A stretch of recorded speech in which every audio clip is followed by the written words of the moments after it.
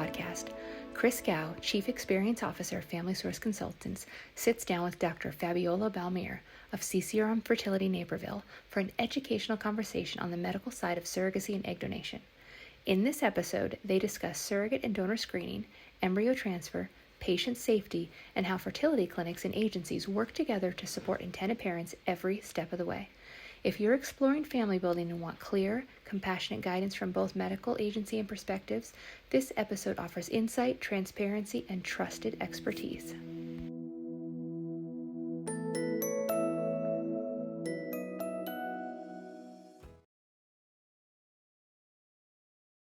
Hello, everyone. Welcome to Family Source Consultants Podcast. My name is Chris Gao, and I will be your host today. So in this episode, we have the pleasure of having Dr. Balmir from CCRM joining us today. Hello, Dr. Balmir. How are you today? Very good, Chris. Thank you so much for having me. Absolutely. It's our pleasure. Thank you so much for taking the time to join us today. And so today we'll be talking about patient experience and patient communication, and we have so much questions and we want to ask you and chat with you about. Before we get started, can you please just introduce yourself and share a little bit about what drew you to reproductive medicine? Sure. My name is Fabiola Balmir. I am a reproductive endocrinologist and infertility specialist.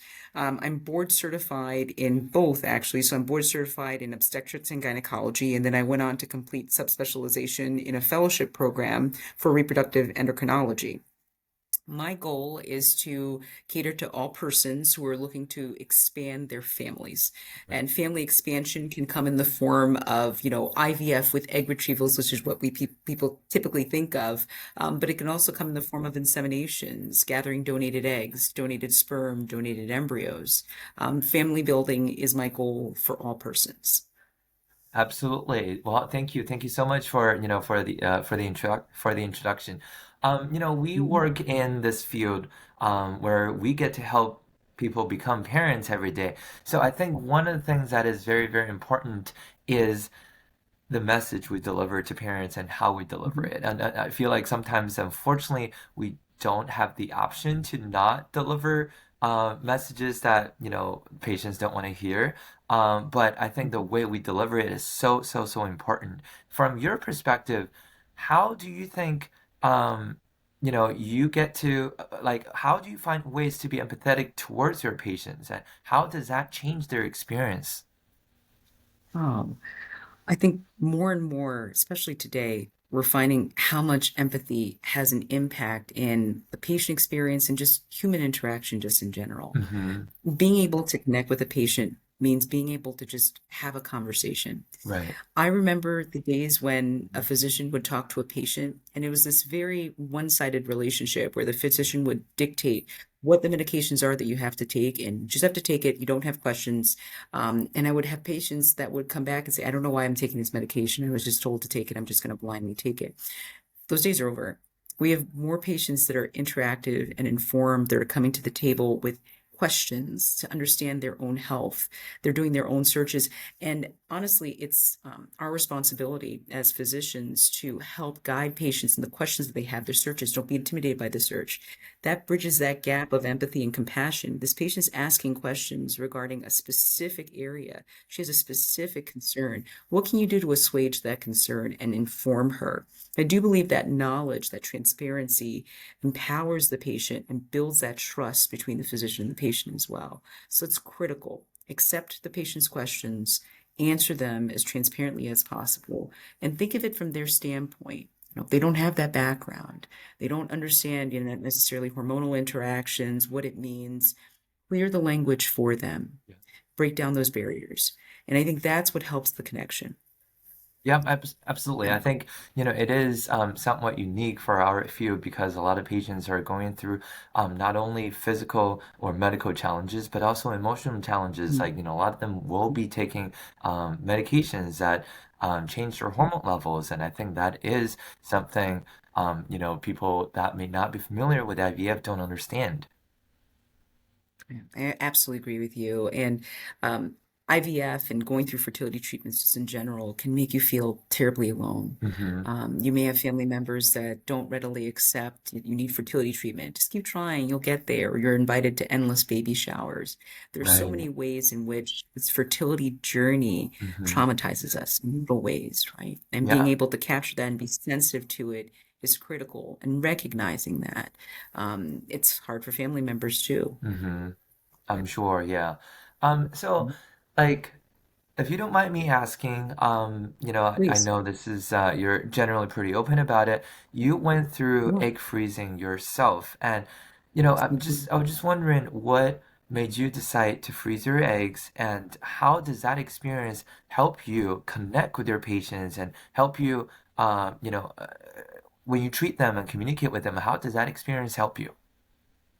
Oh, I readily talk about this with every egg freezing patient that I have because I believe that egg freezing is a way of empowering um, people that identify as women that want to have more control over their reproductive future. Mm-hmm. At the time when I chose to freeze my eggs, I was in my fellowship training program, and I was Okay. actually just learning about hormone interactions and how Okay. they work. I watched these patients cycling through, but Right. there's definitely something to it when you're on the other side. Yes. And so I went through the exact patient journey. I went through the injection teaching. Mm-hmm. Despite having been through an OBGYN training and everything, I still went through injection teaching. Right. I went through my nurse talks. I monitored my ultrasounds like Mm-hmm. crazy, like, oh, where's the growth? I didn't have the response I thought I would to Uh, the hormone medications and the number of eggs I was hoping for. mm-hmm. I felt the pang of disappointment. I felt the fear. Right. At the time when I had decided to freeze my eggs, I was very single, very single. I Mm, say that because medical training has a way of not letting you explore a lot of things you want to do when you're stuck in a lab, doing mm. research projects or at the Uh, hospital monitoring patients, and you kind of devote this area of your life, Absolutely. including your free time, to just nurturing the skill Mm-hmm. that rewards you in so many ways. And so I wanted that ability to have children in the future. I Mm-hmm. worried about it significantly. So I feel that for my patients that come here. And I'm so uncertain. Are these eggs really going to work? Can I even utilize them in the future? What if they don't work? So knowing this, feeling that, and going through the process, and even having to search because being single, I actually didn't have somebody to take me home after my procedure. And Oh, so after you receive anesthesia, you right. need to have somebody with you to monitor you for 24 hours. I didn't have that person. I asked my mom, Uh-huh. and she was unable to come. Oh, So it was me looking for friends to see if right. somebody could help me with that. So I Right. felt that. And I remember that. And as I counsel about these egg freezing and I tell people to consider it and what Mm-hmm. the rates are today and how much better they are with the thawing of the egg once it's frozen and once that sperm enters into the egg, the higher probability that it becomes a baby, or at least gives us that chance that we wouldn't otherwise have. Yep. I think about that fear. I think about how I felt when I was alone doing it and I didn't have the support of my family. Mm-hmm. And it helps me give my patients kind of talking points to have with their family members and what they can keep in mind, and that there's a light at the end of this tunnel. And Yeah. that I do feel it's worth.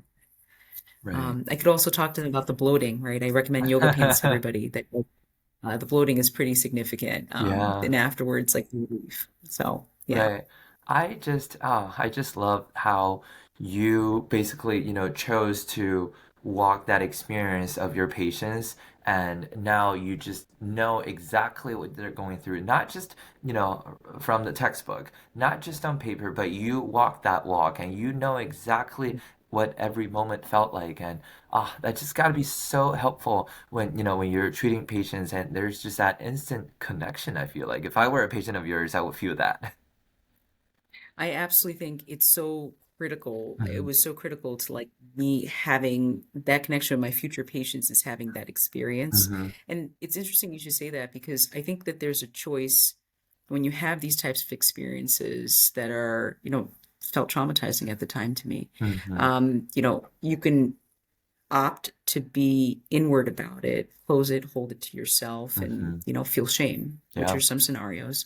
And then the other part of it is to take it and share it and utilize it to help someone else in their process. Mhm. And I urge my patients, even as they're in their experience, Right. take this with you and Mm. share it with others so that they can have the journey that you do that's much smoother and Mhm. unencumbered. Yes. Absolutely. It is a community. And I think like, when it comes to infertility or fertility treatments, and there really is a community out there and helping each other, looking out for each other, just spreading awareness to the people who may not understand it, and or who, people who need that support. And I really do hope that, patients or people who are going through infertility will be the voice of their own and spread awareness to other people as well. And I think, positive energy will come back. No, I think the positive energy is on its way. It's well on its way. And there's so many positive things that happen over social media and these Yeah. wonderful outcomes that we're having and people Hmm. hearing about them. And I always urge patients, whatever you hear, whatever you read, be comfortable bringing it to your physician so they Hmm. can review it with you. They should Yes. be able to. Yes, Yeah. I agree. Have you ever encountered patients that just brought too much information, like they found on the internet, like whether or not the information is accurate, but it's like, hey, I found this, and is this a possible treatment for me? Does that ever happen? Oh, so that's pretty funny. There's so much IVF lore out there. Everything from I brought all these pineapples. I would like you to tell me which one you think will have the best rates for pregnant. What? I don't understand that. But we've kind of seen the gamut of it. Right. Everything from like special recipes Yeah, yeah. to, these are medications I want to order out of Serbia, and I want you to tell me if I can use them in the cycle. No, well, so there are lines, but ultimately with these questions that it's about creating understanding for your patient, right? She's Right. seeking this out, or they are seeking this out because they have an uncertainty, they have an insecurity, they have a question that's not Hmm. being answered, Hmm. and kind of pushing past this. What are you trying to achieve with these medications? Can I find an evidence-based method instead for us to use that doesn't involve you having to ship it from this unknown location with a language I can't understand? Hmm. Let's try that instead, and let's try to meet your goals with that. Yep. So I think there's something at the crux of that, which is why I think those questions and are welcome. And if she's having a list, I think it's time to reevaluate why are we feeling that there's a list? Is this the journey that you want to be on? And where can we answer these questions to help guide you so that we can minimize those questions? So yeah, there's a bigger picture to that, I believe. Yeah, and I also do feel like these patients are going to be the patients that truly follow your instructions to a T. They're never ever going to forget an injection, and they're never going to do the injection at the wrong time because they care so much.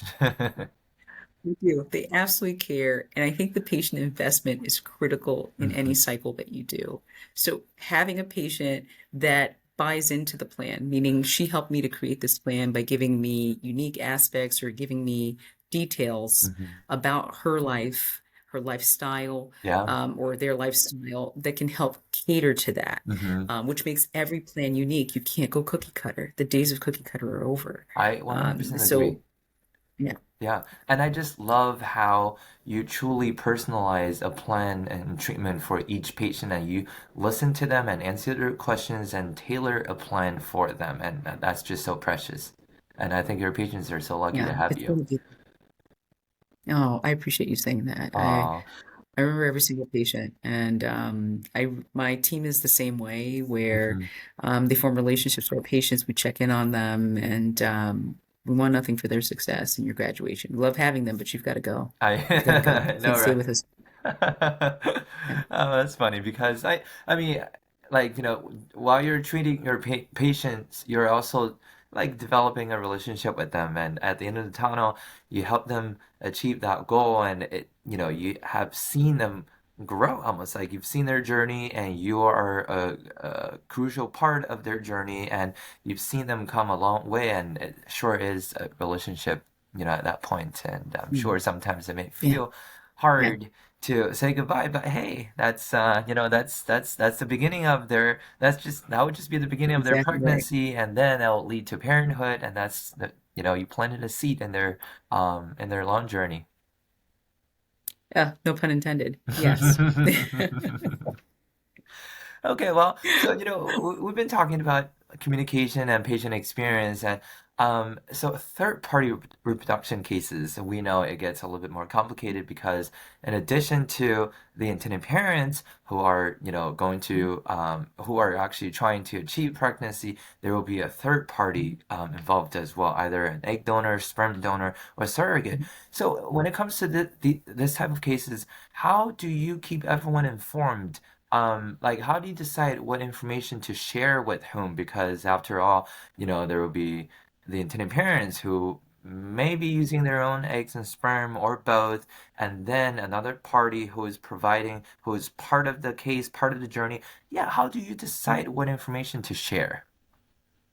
Yeah, I mean, we do have regulations on that. Mm-hmm. So if it's an anonymous egg donor, her information will remain blinded to the couple and only reveal those key details that allowed them to choose her, such as demographics, hair Mm-hmm. color, eye color, family history, Mm-hmm. medical history. Right.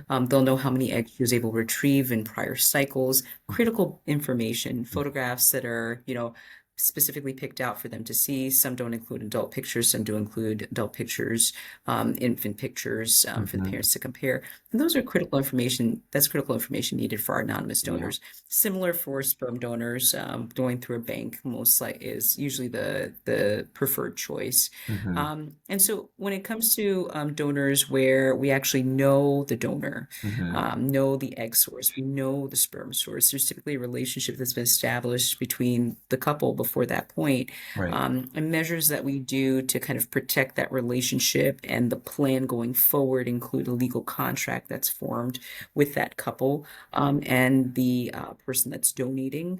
Go into gestational carriers in a moment, but the person that's donating would have that contract that protects both the person that's donating and the person that's receiving the sample. And, it goes as far as psychological clearances that we have for everybody involved to make sure that we are of sound mind when we go into this and that we are approaching this from the standpoint of a healthy desire to want to expand our families. That's kind of a critical point too. And so deciding information that's shared is a joint decision, outside of the parameters that regulate us and anonymity that has to be protected. In cases where we do know information, there are critical information pieces such as infectious diseases that need to be shared, right? If a donor is made ineligible, it can be shared that the donor is ineligible. And then oftentimes I've had patients that, because they have this close relationship with the donor, they actually share that information themselves. They Yeah. choose to do that, and they do that of their own volition. And so that's appropriate if they choose to do that of their own volition. But at the end of the day, each individual is their own patient for me. And I can only have that information shared with that one individual. So for the donor, outside of anything medical, if she shares a personal history with me that's unrelated to the egg retrieval or won't affect the egg outcome, that's not shared with the intended parents, right? So we have to remember to protect each patient in that regard. But if there's ever uncertainty, I think a frank conversation with both parties, expressing like there's a lack of communication and perhaps this will hinder the process. I think those frank conversations are often what I would do as well. Bringing us together in cases where it's a known source. Yeah. Yeah, absolutely. And I think from the agency's perspective, and Mhm. obviously our case coordinator is typically the one that communicates a lot between the parents and the clinic Mhm. and Mhm. the donor or the Mhm. surrogate. Parents are also different. Like, I think it's a lot of times we'll ask the parents' preference in communication. Some parents can be like, "Oh, I just want you to handle everything for me, update me on the major milestone appointments, and just like, if there's something important, let me know." And some other parents, "I just want to know everything. I'm anxious over here waiting, not being able to help, and I just want to be updated on every single appointment, every single test." And I think Yeah. it's just so interesting just seeing the wide range of preferences from parents too. So I would say, like, obviously, as a doctor, and then we are at the agency, we work closely, very, very closely together to help our mutual patients achieve their end goals. And I would say, is there anything we can do from the agency's perspective to ensure smooth communication? How do Mm. you prefer for us to, like, what do you think is the best we can do to make things easier for you? Say if, if donor or surrogate shares information with us, Mhm. of course, we'll make the judgment. If it's medical information, we'll share it with the clinic and with the doctor. But if when it comes to other information, say information the surrogate receives from you directly or from your team directly, do you prefer for us to reach out to you for update or reach out to the surrogate for updates? Mm. So I think a combination of both. Hmm. I think communication, I don't believe in over communication. I don't believe in that. I Yeah, think there are always details that one might deem like, oh, maybe this isn't important, but it may be important to me, and maybe it will affect the cycle in some way. And so I think the key here, and it's not so much an improvement process on behalf of your institution, but rather a joint effort where we would have a direct contact for you and a backup to that contact, right? Via phone number and via email. And when I say via phone number, I don't mean the office line that goes off to a voicemail somewhere. Maybe it gets them or not. No, no, I mean like a direct line of communication because these are such critical steps. And my team's been really great about this. These are such critical steps. These are such critical details that can make or break or just push an intended parent or even a gestational carrier just kind of over the edge if something is missed. And so we have to have that ability to communicate and have like two platforms for it, in my opinion. A secured email is wonderful. I think email is far more acceptable than fax. And I think a phone number that gives a cell phone, right? I'm not scared of cell phones. I'm not scared of giving my number. I'm not scared of the other line. I'm not scared of cold pickups. I'm okay with that. I can do it. But I think we have that comfort level also with my team. Right? We're able to answer questions quickly. And if it's not something that's terribly important, we have something more pressing at the moment, we can field that call right. and come back to it at a later time. Mhm. And so I think as long as we're able to continue this line of communication where you feel like you have access to us and we know we can reach out to you quickly with a question, not, an email that's lost or not responded to or phone number that goes off to this voicemail that we have no assurances that anyone heard from, but rather having those concrete name at the end of the line. I think that's how I think we make for that seamless patient care, that warm handoff. Yeah.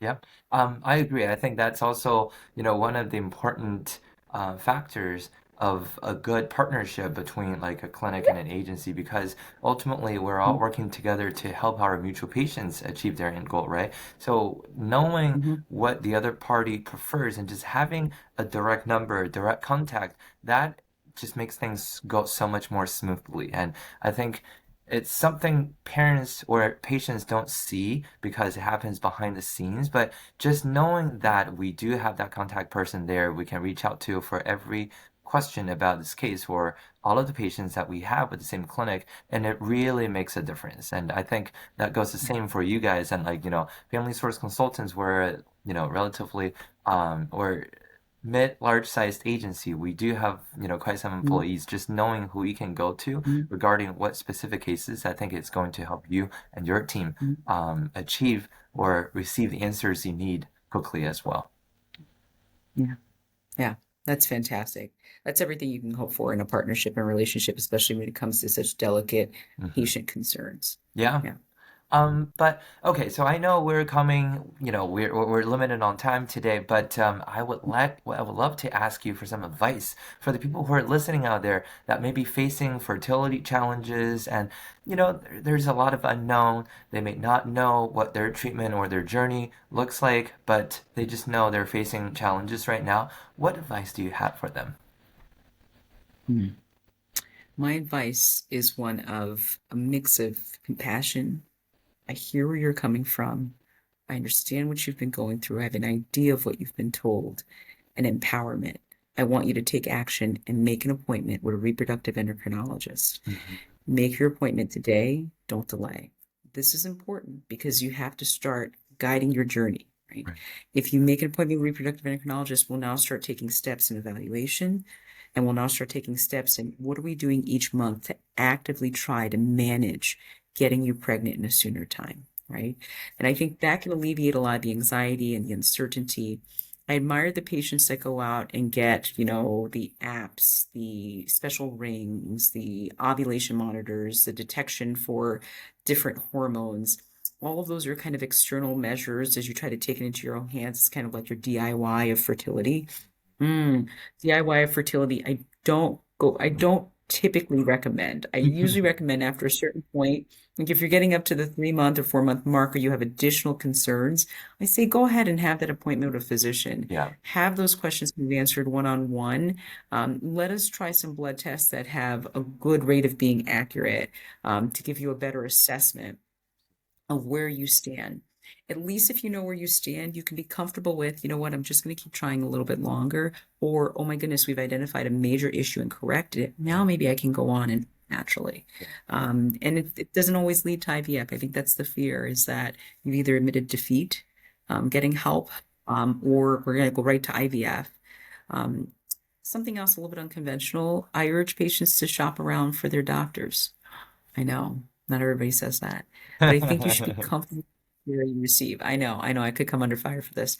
But physicians want their patients to be comfortable with them, and patients want to be comfortable with their physician. It's a relationship we're building, of one of trust, and you should feel like you chose me and I chose you, and that we're going through this together. Yeah. Oh, that's so beautifully said. And I do think, fertility journeys or treatments are so personal for the patients out there. I do think it is so much more than just, I have a need and you're a doctor, you have something to provide and let's work together. And there's so much more than that. And like, meet with the doctor and see if you feel comfortable communicating with this doctor and see if you get along because it truly is you're going to spend a lot of time together, not like physically together, but communicating, and your Yeah. doctor is going to get to know you very well and is going to be preparing a very much personalized plan for you. So I really do think Mhm. it is important to shop for doctors. And now I'm going to borrow your term. Yeah, I know. It's gonna be terrible. Don't hashtag that. Oh my God. No, but no, we get what you mean. We get what you mean. And I think you just sincerely hope that every patient finds a doctor that they feel connected to, and that is very, very important. Exactly. Yeah, I agree. I agree. Okay. All right. Thank you so much, Dr. Balmir, for joining our My episode pleasure. today. My And it pleasure. has been such a pleasure having you. And we're so lucky to, to get to talk about these interesting topics and get a peek of your expertise and how you treat your patients and how you communicate with them. Thank you again so much for joining us today. And we hope to have you back for another episode another day. I look forward to that very much. Thank you for having me. Absolutely. All right. Goodbye, everyone.